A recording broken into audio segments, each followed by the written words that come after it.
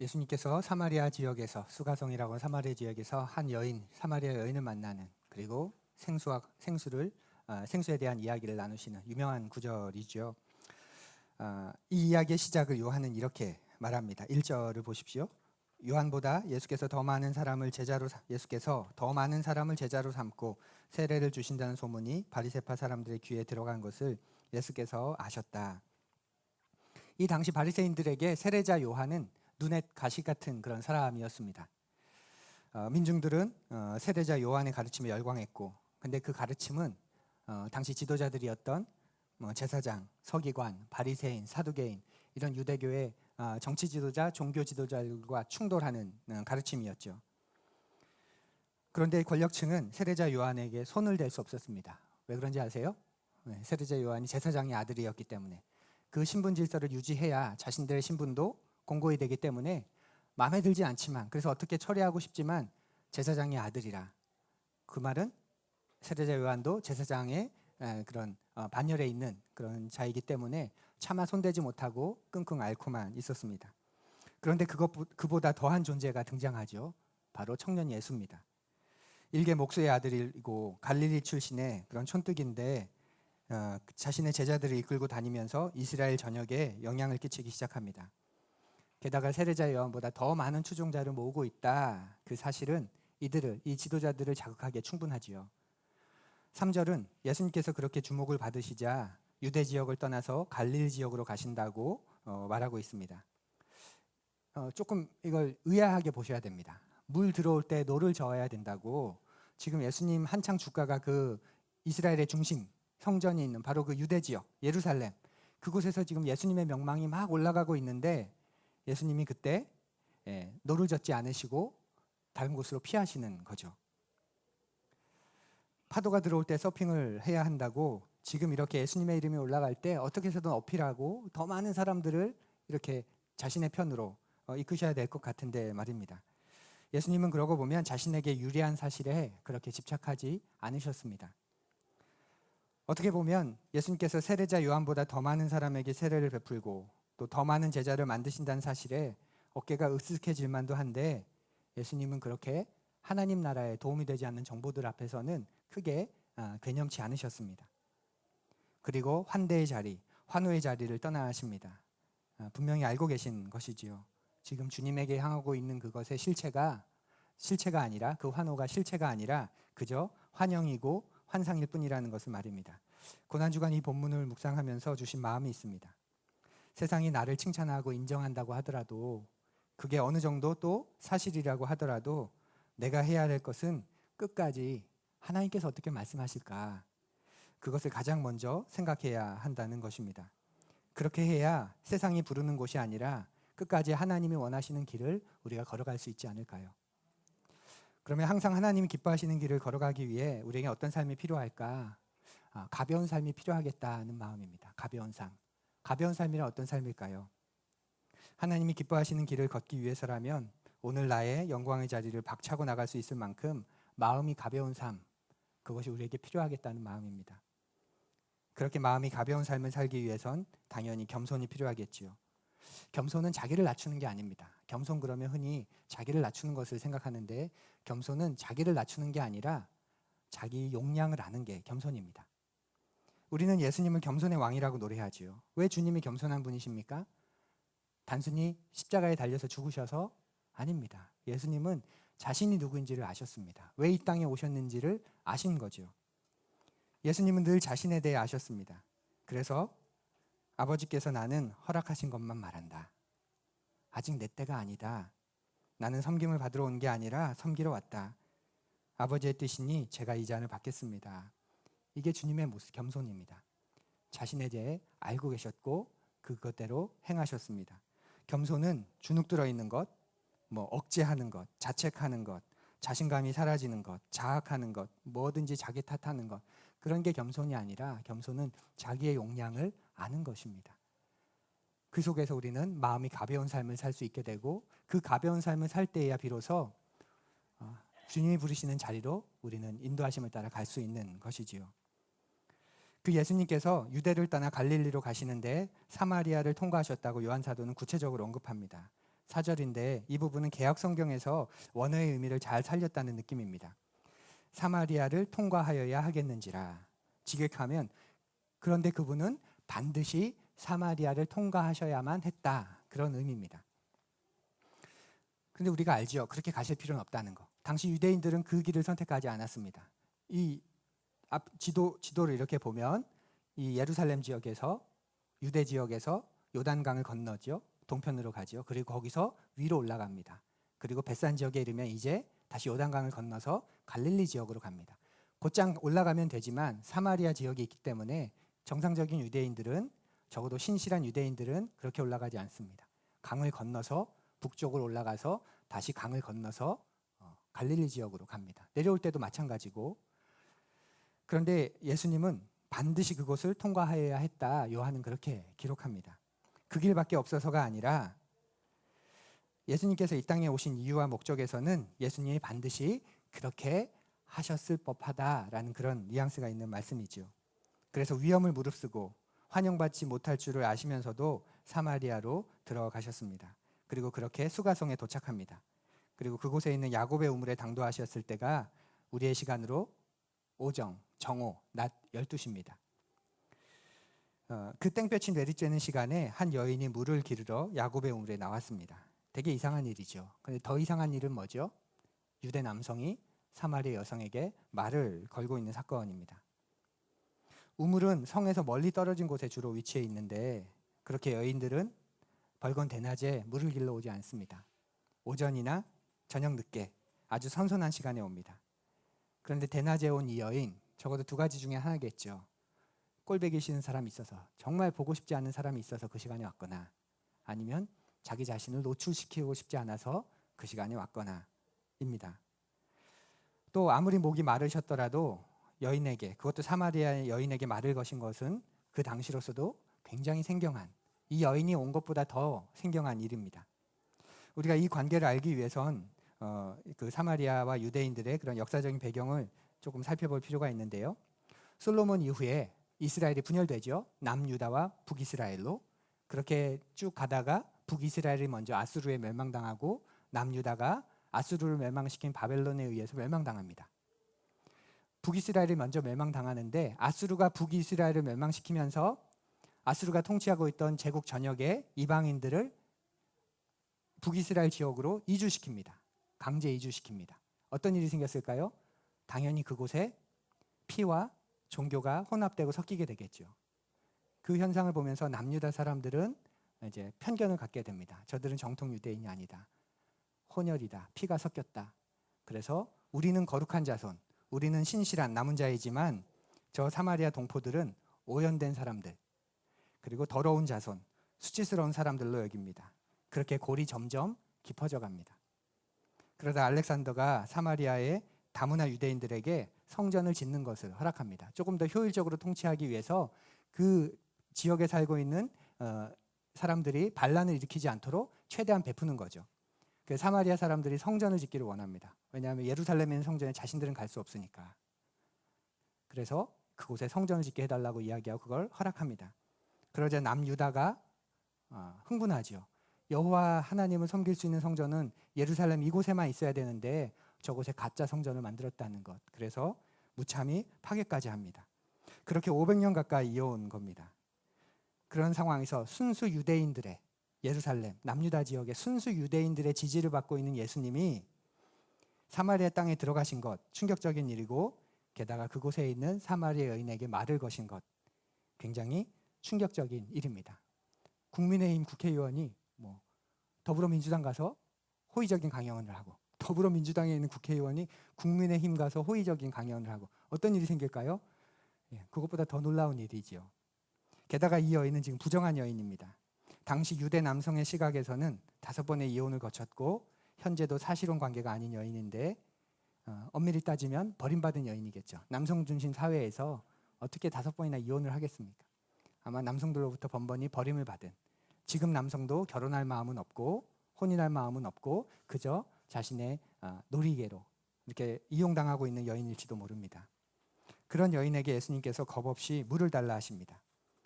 이때 제자들이 있었다면 어땠을까요? 저는 불가능했을 거다라는 그런 생각입니다. 7절, 8절을 한번 보십시오. 한 사마리아 여자가 물을 기르러 나왔다. 예수께서 그 여자에게 마실 물을 좀 달라고 말씀하셨다. 제자들은 먹을 것을 사러 동네에 들어가서 그 자리에 없었다. 지금 제자들이 없습니다. 먹을 걸 사러 가서. 예수님과 사마리아 여인이 딱 두 사람만 있습니다. 그러니 제자들이 있었다면 말리지 않았을까요? 어쩌면 여인을 마주치는 그 순간 부정하다. 오늘의 언어로 하면 재수없다. 그러며 피했을지도 모릅니다. 27절을 보면 알 수 있습니다. 27절의 말씀을 함께 읽어보죠. 설교 노트를 보면서 우리 27절 함께 읽습니다. 이때에 제자들이 돌아와서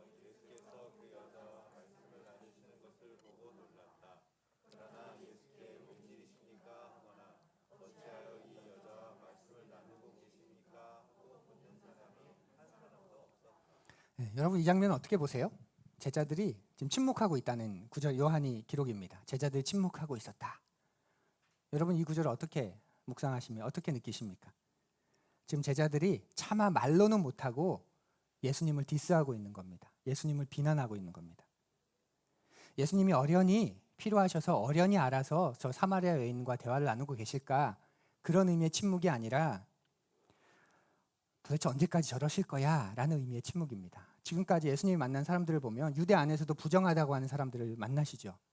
맹인, 장님, 그들의 표현으로 하면 반신불수, 벙어리, 병자, 귀신 들린 자, 그런 사람들만 챙기시더니 이제는 사마리아 여인까지. 도대체 언제까지 이러실 거지? 그런 비난이 숨겨져 있는 침묵입니다. 예수님의 행동에 대한 공감이나 연대가 아니라 포기인 거죠. 또 이 침묵에는 나는 예수님은 저렇게 할지 모르지만 나는 사마리아 여인과 상종하지 않겠다는 그런 자신들의 신념을 버리지 않겠다는 그런 모습이기도 합니다. 이때 제자들이 예수님에게 물었다면 어땠을까요? 예수님 왜 그렇게 이야기를 하시죠? 예수님 우리가 이렇게 이야기해도 되나요? 이렇게 물었다면 어떻게 됐을까요?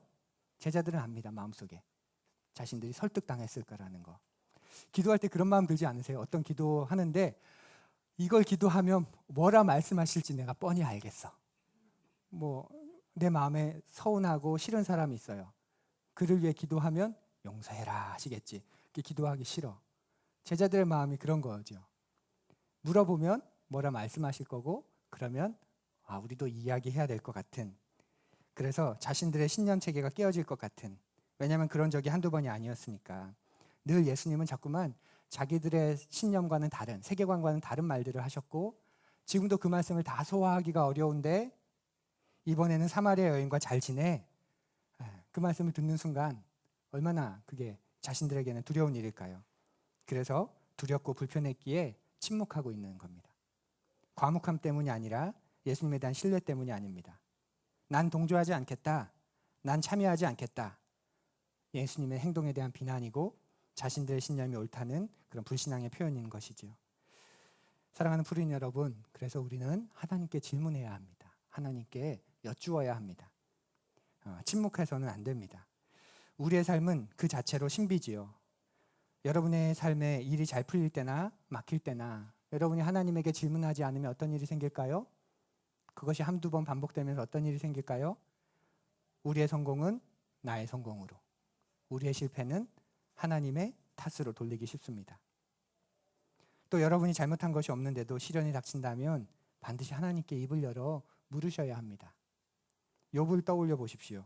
욥은 하나님 앞에 수많은 불평, 심지어는 자신 태어난 날을 저주까지 하는 그런 버릇없는 말을 하나님 앞에 내뱉었지요. 그런데 하나님이 그거에 대해 책망하지 않으셨다는 거 알고 계세요? 그저 의인은 고난받아서 안 됩니다 라는 그 생각이 잘못된 거야, 그것만 고쳐주셨습니다. 여러분이 입을 열어 질문하지 않으면 많은 경우 하나님은 악한 분이 됩니다. 그리고 여러분은 억울한 의인이 될 겁니다. 지금 제자들과 예수님과의 관계에서 그런 거예요. 제자들의 침묵은 신뢰의 침묵이 아닙니다. 예수님을 비난하는 침묵이고, 나는 동조하지 않겠다. 나는 저분을 따르지 않겠다. 괜히 말 걸어서 설득당하지 않겠다. 나는 내 스탠스를 취하겠다. 나중에 문제가 생길 때 예수님이 그렇게 하신 거 아닙니까? 저는 그래서 끝까지 안 하려고 하지 않았습니까? 그런 여쭈지 않았을 때 그렇게 하나님은 악한 분이 되고 자신은 억울한 의인이 되어가는 것이지요. 그러니 우리는 하나님께, 주님께 질문해야 합니다. 이야기하고 그분의 뜻은 무엇인지, 때로는 소화시키기 어려우더라도 그걸 강제하지 않으시니 그 앞에서 우리의 정직한 내면을 계속 드러내는 그런 삶을 우리가 살아가야 그분과의 관계가 깊어질 겁니다. 제자들은 예수님이 사마리아 여인과 이야기하는 장면을 보면서 굉장히 놀란 거죠. 그런데 이 사마리아 여인도 놀랍니다. 한 신학자가 이 본문을 이렇게 해석합니다. 이 사마리아 여인은 한 청년, 유대 청년이, 유대 남성이 자신을 희롱한다고 느꼈을 거다라고 말이지요. 9절을 한번 보십시오. 사마리아 여자가 예수께 말하였다. 선생님은 유대 사람인데 어떻게 사마리아 여자인 나에게 물을 달라고 하십니까? 유대 사람은 사마리아 사람과 상종하지 않기 때문이다. 지금 날 희롱하고 있구나 이렇게 느낀 거예요. 왜냐하면 희롱을 많이 당했던 여인일 겁니다. 5번이나 남성으로부터 버림받은, 그리고 지금 남성도 자신을 책임지지 않고 그저 이렇게 놀잇깃감으로 사용하는. 그런데 당시 중동 사회에서 여성은 힘이 없기 때문에 어쩔 수 없이 그 남성의 힘을 빌려야만 하는 그런 상황 속에서 한 남성이 자신을 희롱하고 있다고 느꼈을 겁니다. 상종조차도 하지 않는 사람이 자신에게 말을 걸었기 때문이죠. 게다가 한 걸음 더 나아가서 물을 달라고 합니다. 여인의 물통에 담긴 물을 드시겠다는 뜻인 거잖아요. 그죠? 그러니까 단순히 말을 섞는 게 아니라 도구를 함께 사용하겠다는 겁니다. 유대의 정결법을 정면으로 위반하는 엄청난 심각한 죄입니다. 우리가 해외 선교지나 열악한 상황에 갔을 때 현지인들과 그런 공감대를 이루기 위해서 말을 하고 또 같이 이렇게까지는 할 수 있습니다.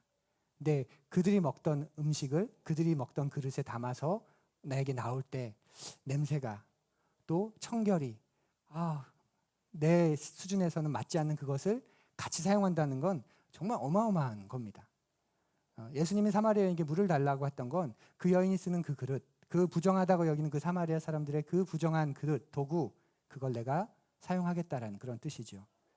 그러니 희롱한다고 당연히 보았겠죠. 요한 사도가 담담히 진술하는 이 이야기가 사실은 복음이 있는 곳에 일어나는 놀라운 장면입니다. 복음이 없고 죄가 있으면 차별이 있고 장벽이 있고 배제가 있고 소외가 있습니다. 인간적인 조건을 두고 남과 자신을 구별합니다. 하나님을 떠난 인간이 자기 기득권을 지키기 위해서 역사 이래로 계속 해오고 있는 그런 일입니다. 하지만 우리는 어떤 이유로도 하나님의 고귀한 형상으로 지음을 받은 사람을 차별하거나 배제해서는 안 되겠지요. 세상은 약하면 약할수록 더 확대하고 왕따로 만드는 것이 세상의 모습입니다. 그래서 누구나 강자가 되고 싶어 합니다. 제발 힘 좀 있으면 좋겠다.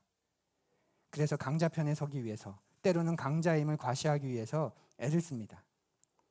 하나님은 여러분을 구별하는 분이시지 차별하는 분이 아닙니다.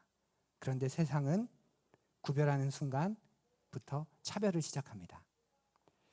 복음은 그 차별의 경계를 무너뜨립니다. 가장 큰 장벽이 무엇이었습니까? 하나님과 여러분 사이의 장벽 아니었나요? 하나님은 그럴 의무가 없으심에도 그 아들을 보내셔서 인간이 죄악으로 만든 그 장벽을 허물어뜨리셨습니다. 그로 인해 하나님과 우리 사이에 화목이, 화평이, 평화가 찾아왔고, 놀랍게도 이제 우리에게 너희도 평화의 사람이 되거라 이렇게 요청하십니다. 그리고 그 평화의 사람으로 우리는 이 땅에서 전도자로 살아가는 것이지요. 특공대로, 어떤 그런 용사로, 그런 사람으로 전도자로 사는 게 아니라 차별과 장벽을 무너뜨리신 그분, 그 평화의 사람으로 그분 곁에 서서 우리도 이 세상에서 복음을 전하는, 또 그리스도를 삶으로 드러내는 그런 전도자로 살다고 부름을 받은 것입니다. 물을 길러온 여인에게 예수님은 물에 대한 이야기를 하시면서 영생의 복음을 전하십니다. 우리가 앞에서도 살펴봤지만 구약에 능통한 니고데모에게는 어떤 말씀을 하시죠? 에스겔에 나오는 물과 영으로 거듭나야 한다는 그 이야기를 끄집어내시면서, 거듭난다니요, 다시 태어난다니요, 어떻게 어머니 뱃속에 들어갑니까? 네가 구약을 알지 않니? 물과 영으로 거듭나는 것에 듣지 않았니? 그렇게 하늘로부터 다시 거듭나야 새로워질 수 있는 거야 라고 말씀하십니다. 그러고 보면 하나님은 지금도 우리에게 여러분의 수준과 형편에 맞는 그런 복음을 들려주십니다. 그리고 우리의 일상에 찾아오셔서 우리에게 말을 거시는 것이지요. 그러니 우리가 일상에서 경험하는, 보고, 듣고, 생각하는 모든 것이 우리는 하나님을 묵상하는 그리고 하나님을 드러내는 소재가 될 수 있습니다. 하나님은 여러분의 일상에 찾아오셔서 말을 거시는 분입니다. 그런데 여러분이 예배당에 들어와서 이렇게 정해놓은 날, 정해진 순서대로 또 낯빛을 바꾸며 되게 부자연스러운 굉장히 진지하고 신실한 이런 만들어진 얼굴로 이렇게 예배드리고 기도할 뿐이라면 우리는 신앙생활을 하는 게 아니라 종교 활동을 하는 거죠. 신앙인이 아니라 종교인에 그치는 겁니다. 하나님은 여러분의 삶의 전 영역에서 여러분과 소통하시려고 말을 걸어 오시는데 잊어버리고 그저 이렇게 정해진 시간, 정해진 순서, 정해진 어떤 특정한 장소에서만 신실함을 다해 뜨거운 마음을 다해 하나님을 예배하고 기억한다는 건 어떤 의미에서 보면 신앙생활이 가장 신앙생활과 먼 그런 모습이기도 합니다. 하나님이 우리의 일상 삶에서 어느 순간이나 찾아오셔서 우리와 동행하시고 우리에게 말을 거시듯 평화의 사람으로 전도자로 부름받은 우리도 예수님이 사마리아 여인을 만난 것처럼 니고데모를 만난 것처럼 우리에게도 이런 지혜로운 소통의 방식이 필요합니다. 듣는 사람들의 입장을 고려하지 않고 무조건 성경만 외워서 전하면 성령께서 역사하실 것이라고 그렇게 여기지 마십시오. 그런 무모한 믿음이 무례한 기독교를 이제까지 만들어 오고 있지 않습니까? 말로 다 설명하기 전에 이미 상대방이 내가 하고 싶은 말을 여러분의 인격을 통해서 숨길 수 없는 여러분의 음성, 표정, 향기를 통해서 제가 이런 말 하려고 하는 것 같아. 그런데 나를 아껴서 나를 사랑해서 나를 좋아해서 해주려는 말인 것 같아. 그것을 감과 촉으로 알게 되는 소통이 우리에게 필요합니다. 내가 전하려고 하는 메시지에 대한 존중, 상대방에 대한 나의 존중이 결합될 때 소통이 물 흐르듯 이루어지는 것이죠. 그렇게 보면 예수님을 만난 사람들은 처음에는 그것을 몰랐지만 예수님과의 대화 속에서 아마 자신이 주목받고 있다는 것, 자신이 사랑받고 있다는 것, 자신이 받아들여지고 있다는 것을 느꼈을 겁니다. 오늘 이야기 속에서 제 마음을 사로잡는 생각이 하나 있습니다. 요한 사도는 이 이야기를 어떻게 알게 됐을까입니다. 아까 우리가 봤죠? 제자들은 다 음식 구하러 갔습니다. 사마리아 땅에서. 이거 한두 명이 갈 수 있는 일이 아닙니다. 유대 땅이면 괜찮죠. 유대인들끼리니까. 근데 지금 낯선 땅에 공격당할지도 모르는 짐승 취급을 하기 때문에 유대인을 보면 테러의 대상입니다. 그러니 한두 사람 보낼 수 있는 게 아니라 3명, 4명, 3, 4, 5 뭉쳐서 공격하면 막아야 되니까 그렇게 음식을 구하러 갈 수밖에 없습니다. 그러면 사마리아 여인과 예수님 2분밖에 없는데 요한 사도는 이 이야기를 어떻게 알게 되었을까요? 사마리아 여인과 예수님만 아는 사건인데 말이지요. 누가 요한 사도에게 이 이야기를 전해준 것일까요? 저는 사마리아 여인이라고 생각합니다. 왜냐하면 사마리아 여인은 이후에 사람들에게 자신이 예수님을 만난 이야기를 전하지요. 여성들의 이 재진술 능력을 감안해 보면 요한은 아마 어마어마한 풍성한 이야기를 들었을 겁니다. 근데 요한 사도도 전형적인 남성인지라 남성 중심의 가부장 중심의 사회 속에 살았던 남성인지라 우리처럼 여보 오늘 어땠어? 좋았어. 별일 없었어. 뭐 다 잘 됐어. 아마 이렇게 추리고 추려서 아주 간략하게 하는 이야기지만 이 사마리아 여인이 이야기를 할 때는 엄청난 그런 역동적이고 다이나믹했을 겁니다. 그렇게 보면 이 말씀에는 사마리아 여인이 부끄러운 자기 고백이 들어있는 것이 아닐까요? 부끄러움을 감추고 싶어서 생수를 달라고 했던 여인, 생수를 준다는 예수님의 음성에 영원히 목마르지 않는 물을 준다고 하는 말씀에 나 이렇게 사람들 눈에 띌까 봐 조마조마하며 물 길러 올기 싫은데 진짜 그런 물이 있다면 나에게 좀 주십시오. 그렇게 부끄러움을 감추고 싶어 했던 여인이 예수님을 만난 이후에 참 생수이신 성령을 받게 되면서 자신의 모든 수치와 무지함을 고스란히 드러내는 그리고 예수님을 담대히 전하는 여인으로 변화된 것이 아닐까요? 그 여인은 그래서 당당하게 이야기합니다. 와서 보십시오. 와서 보라 라고 말이지요. 그렇게 사마리아 사람들을 예수님께로 인도합니다. 와서 보라 이 말은 가장 오래된 전도의 언어이고 가장 강력한 전도의 언어입니다. 한 책에서 김은경이라는 한 성도의 이야기를 읽게 되었습니다. 회심이 가져온 급진적인 변화를 보여주는 그런 한 평범한 그 교회인인데요. 이분의 직업은 운전수였습니다. 그리스도를 만나기 전에 이분은 말 그대로 악인 중에 악인이었다는 평가입니다. 1930년대 분이신데 1930년대 배우지 못한 게 죄가 아니고 부끄러움이 아니던 시절이지요. 그런데도 그 시절에 멍청하고 무식하고 무학한 그런 사람으로 역임을 받던 분입니다. 아마 그분의 삶과 생각이 무지했기 때문에 그럴 겁니다. 음주는 일상이고 심지어는 아버지까지 구타하고 차마 일일이 말할 수 없는 그런 악행, 불륜, 간음, 간통 그런 위인이었습니다. 그런데 그가 그 자신의 표현대로 주님의 주먹에 맞아서 다 부서졌다고 말합니다. 사람들에게 심지어 여자와 부친에게도 주먹질을 해대던 그가 주님의 주먹에 맞아서 완전히 부서진 거지요. 그렇게 한번 회개하고 나자 그 전에 악행을 할 때 쓰던 그 열과 기를 전도의 열로 또 신앙의 열로 바꿨다고 합니다. 아버지에 대한 태도를 고친 것은 물론이고 만나는 사람마다 전도를 했습니다. 이따금은 거북할 만큼 고성으로 악을 쓰고 소리를 지르면서 전도했다고 해요. 직업이 운전수라고 했죠. 운전을 하고 가다가도 마음이 동하면 차를 세우고 날 봐라, 날 봐라 이렇게 어쩔 줄을 몰라 했다고 합니다. 얼마나 고성으로 악을 쓰면서 열심을 냈는지 인후가 상할 대로 상하게 돼서 조금만 소리를 내도 피를 토할 만큼 그렇게 심각한 그런 상황에 이르렀다고 합니다. 그러다 결국 폐렴으로 세상을 뜨게 되었습니다. 그분에 대한 함석헌 선생님의 증언이 이렇습니다. 역시 그리스도는 죄인에게 필요한 분이시다. 그분의 복음과 구원은 곧 이들에게는 육이 되고 생활이 되었지만 품행방정하고 전문 교육까지 받은 자들의 예수 하는 것처럼 싱거운 일은 없다. 오호라 무학한 악인 김형은 날 봐라 하는 힘이 있었다. 학식 없는 사마리아 여인이 할 수 있는 말도 날 봐라 그 말 아니었을까요? 학식 많은 니고데모는 결코 할 수 없었던 고백이었을 겁니다. 날 좀 보십시오. 날 좀 보십시오.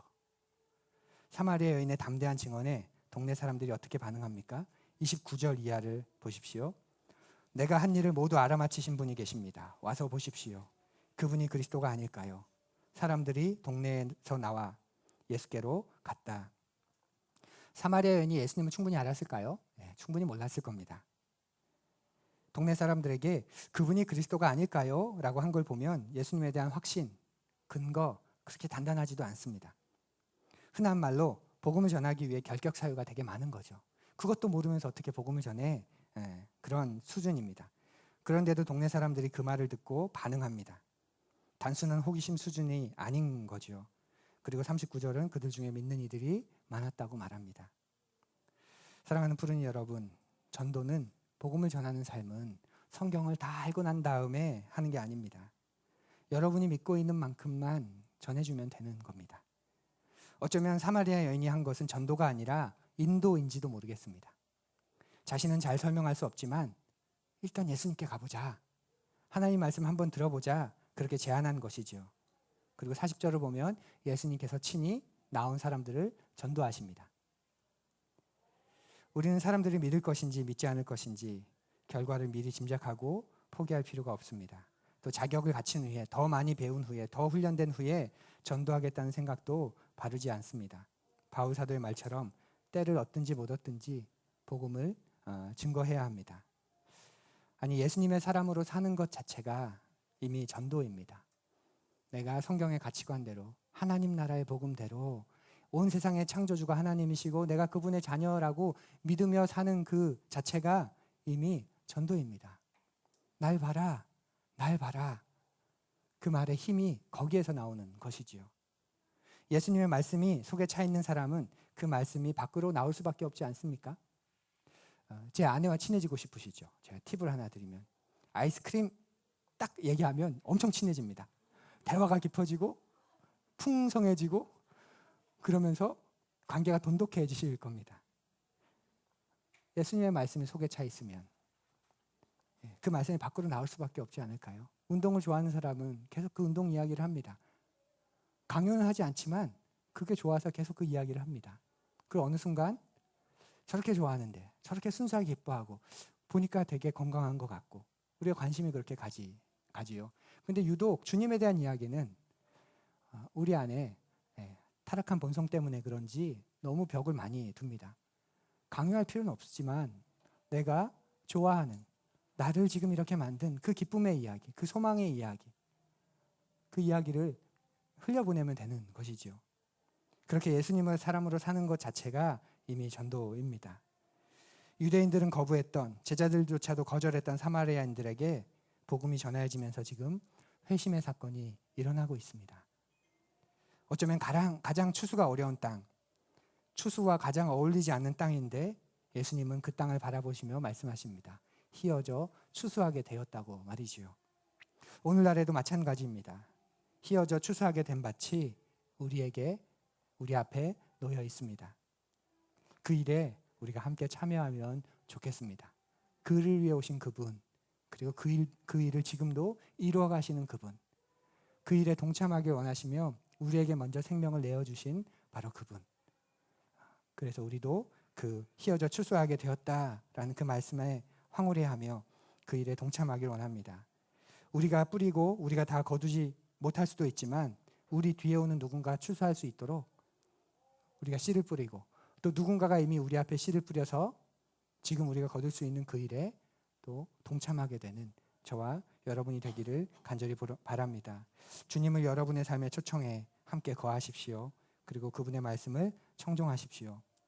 예수님만이 나와 이 세상의 구주이시라는 고백이 우리의 고백이 되기를, 우리의 진실된 고백이 되기를, 그저 문자적으로 죽음을 이기시고 부활하셨다, 그렇게 경축하고 끝나는 게 아니라 정말 말 그대로 사망과 암울과 그 모든 것들을 이기시고 당당히 생명으로 존재하시는 그분 앞에서 우리도 참된 생명을 누리고 또 나누는 그런 우리가 되기를 간절히 고대합니다. 우리 거듭의 고백 조용히 드리겠습니다.